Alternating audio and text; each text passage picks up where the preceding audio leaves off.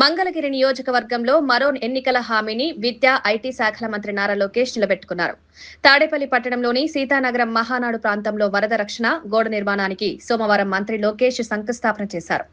ఈ సందర్భంగా ఏర్పాటు చేసిన శిలాఫలకాన్ని ఆవిష్కరించారు. ప్రకాశం బ్యారేజ్ దిగువన కృష్ణా నది కుడివైపు 0.9 కిలోమీటర్ల నుంచి 2.610 కిలోమీటర్ల వరకు 294 కోట్లతో రిటైనింగ్ వాల్ నిర్మించనున్నారు.